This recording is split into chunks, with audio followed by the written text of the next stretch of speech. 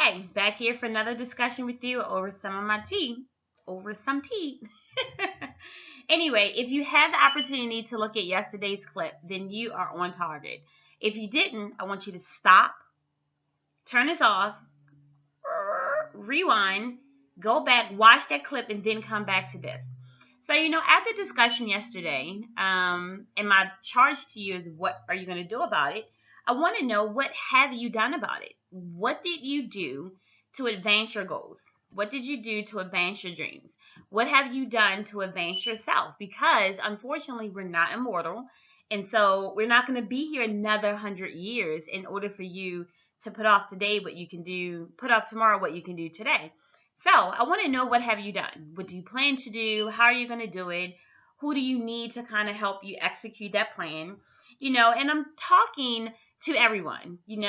For those of you guys that know me, I am all sportsy. So I'm talking to my triathlete peeps, my marathon peeps, my basic athletes, runners, swimmers, cyclists, football players, and then I'm also appealing to the moms who taking on more of the world and have less time for themselves, but really want to achieve things for themselves. Those people that are aspiring to be business owners, those authors that have yet to write a book, just everyone. So this message is for you. If God woke you up this morning, what have you done to advance your goals or advance your dreams or advance your realities? There are a lot of people that I run into every day that want to lose weight, yet their nutrition isn't on point. In groups that we're a part of, we're always hearing people saying that they want to be better, more efficient swimmers, and they want to be faster on a bike, and they want to improve their cadence where their running split times are concerned, yet they're sitting on a couch. They haven't hired a coach. They haven't looked up the training plan. You know what it is? They haven't become the student of the game. In order to advance yourself in life and in a discipline you're interested in, before you look outside, you got to look inside. You got to go ding, ding, ding, ding, ding. What do I need to do to advance my agenda before I bring everyone else in? And so that's where you start. That's what you do for yourself. That's how you begin to change the game for yourself. That is how you go from where you want to be to where you are to where you want to go. You need to become the student of your number one game, whether it's triathlons, and obviously we know that's a 3-discipline sport, so you can't master them all. But take the one that you're weakest at and become the student of that discipline. Whether it's a business owner, then find a mentor, pick up a book, pick up several books, read an article, write an article, and become the discipline and become the student in that discipline. If you want to become an author, what was the last article you read on how to write a book? And then what category do you want to write it in? My point is, in order for you to stop sucking in life and, get out of that suck phase, then you need to put one step in front of the next. Yep, one step in front of the next.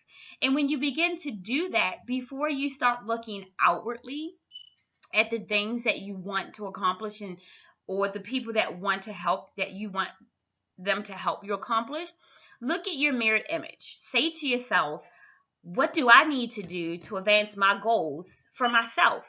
Set those goals. We talked about the SMART goals yesterday, short-term and long-term. You set those short-term goals, you map a plan out, but along that way, you have to have a plan and steps in order to execute it. That first plan is to start with yourself. I can remember when I first started running back in 1991 at the University of Maryland Eastern Shore. Go Hawks!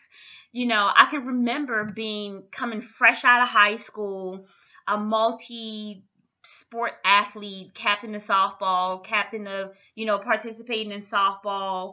Captain of volleyball, captain of softball, took part with basketball, blah, blah, blah. But I was like the overweight lover in the house, but my weight didn't bother me until I got to college that second semester, and my weight plummeted. And so when you come from a very active background and then you are benched because your grades or whatever doesn't allow you to be as active anymore, it begins to have an impact on your self-esteem. And so, of course, I wasn't this straight A student in high school. Matter of fact, I hated high school. But the point is that I went from being so active in sports, to my freshman year in college, and I couldn't do anything. Like, I literally had to wait a whole year because I didn't do well on the SATs. So what do you do when you can't be active? You eat. You have ways in which you deal with things. And for me, being away from home, taking on this new responsibility, back then Mary Steakhouse had a lot of deals going on, and so my roommates and I just stacked up, but not realizing that when you eat a lot and then you're not working it off, obviously it's going to start showing up. So that spring semester of my freshman year, and independent running was never my thing. But I took on Backbone Road, and I swear that road was knocking me down. And so in order for me to get from where I was to what I wanted, because I wanted to now be in shape for my sophomore year to be able to play softball, I had to kind of overcome those demons. I couldn't look at my roommates and look at, softball, which I couldn't play, to help me overcome what it is that I wanted to do.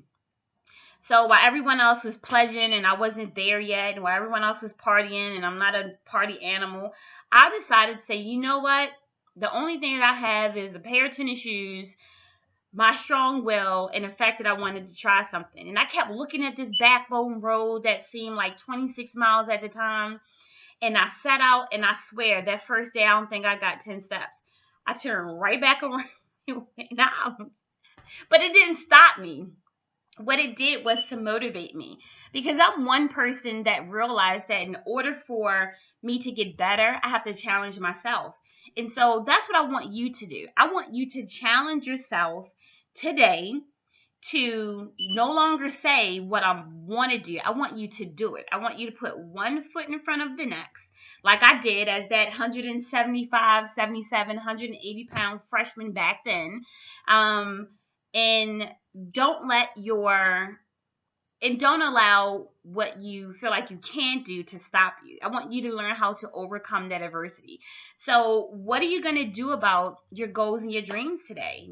I want you need to put one foot in front of the next and get started. So my message to you is get your ass up. Not ASS, but AZZ. Get your ass up. Get out, get started, and get it done. So until next time, for all my triathlon peeps, for all my marathon, my athletes, my swimmers, cyclers, runners, moms, CEOs, entrepreneurs, authors, whatever the case may be, get your ass up today. Get out, get it done, and hold yourself accountable. Start with yourself, and I bet you by tomorrow you'll feel a whole lot better. Peace. Until next time. Be sure to subscribe to the channel so that you can stay up to date for more things and more videos that's coming your way. Holla!